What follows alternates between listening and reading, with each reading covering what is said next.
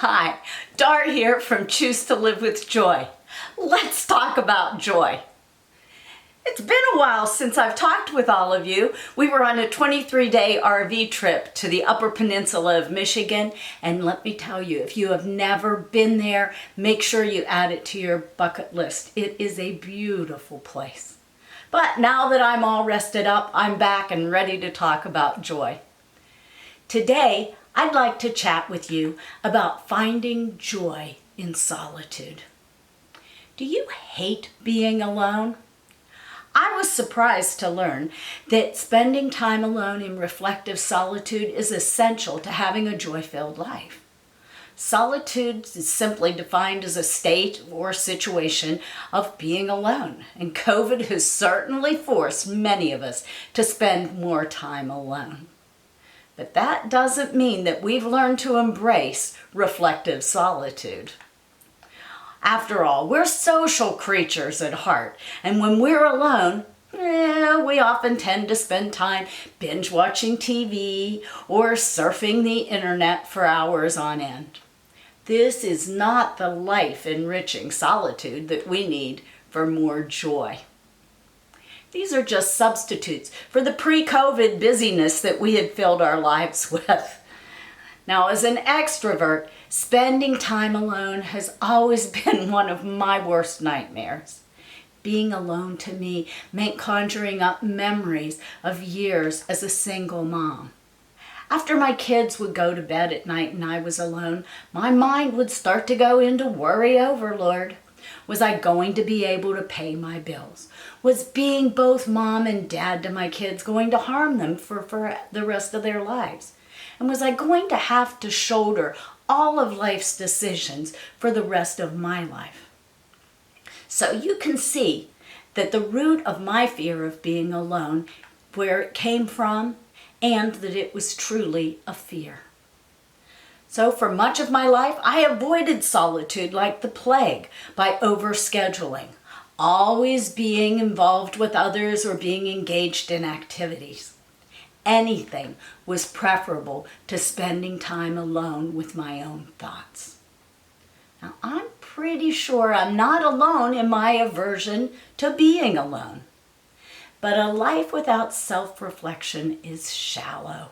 It inhibits our ability to have empathy for others and robs us of the true richness of a joyful life. So, to enrich my joy-filled life, I'm learning to embrace solitude and practice being alone. Did you hear what I just said? Practice. Yes, it doesn't always come easy or naturally. You must make a conscious decision to choose solitude. So, how do we develop a practice of reflective solitude to help us fill our life with joy? Well, I'd like to share some things with you that I'm doing to include solitude in my life, and some things that others are doing to enhance the solitude of their joy-filled journey. When I realized I wanted to make solitude an important part of my life, I found that meditation was often recommended. My first thought was that my old cancer-riddled bones would not be able to sit in the lotus position and chant for hours on end. That was just not my cup of tea. So I got discouraged and put solitude on the back burner. But I kept feeling the need to do something more.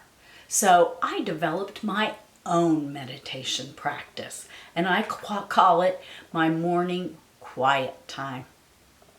I've learned that meditation can include any number of activities as long as they create stillness and self-reflection. Now, I'm a very early riser. I'm talking 4:30, 5 o'clock in the morning. But my hubby likes to sleep late, till 7 or 8. So I take advantage of those early morning quiet hours for my solitude and meditation.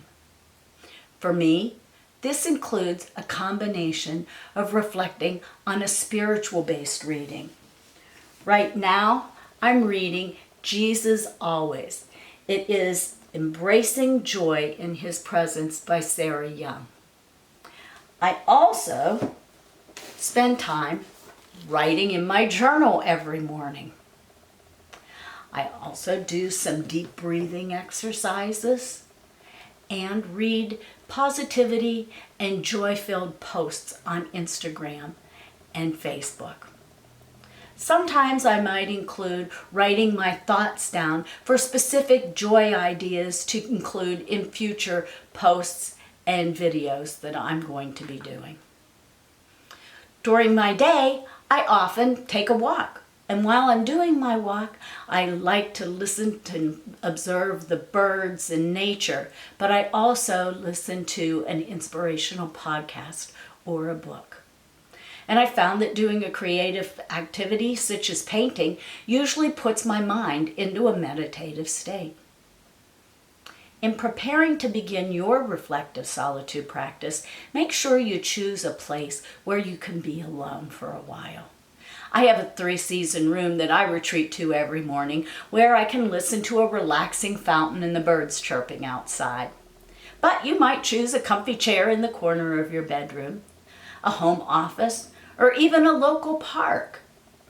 Your quiet time activities might include some things that others do, such as yoga, Tai Chi, meditation, writing in a gratitude journal, praying, reading inspirational books, or simply communing with nature.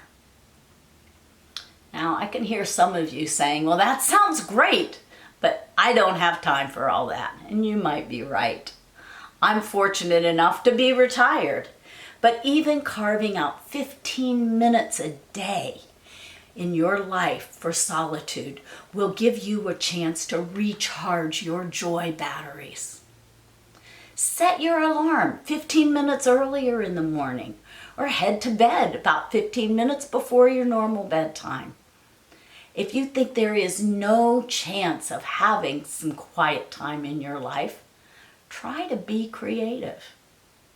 I remember when my children were young, I had a rule that if the bathroom door was shut, there was to be no interruptions unless it was a true emergency. This could be your quiet time. Create your own version of solitude. It might be something as simple as sitting quietly outside with your morning cup of coffee and reflecting on how you're going to add joy to your day. As long as it quiets your mind, the sky's the limit. So don't fear and dread being alone. Embrace solitude and rejoice in the gift that it gives you to be able to reflect and enhance your joy-filled life. Thank you so much for spending time with me here today. Now go. Have a joyful day.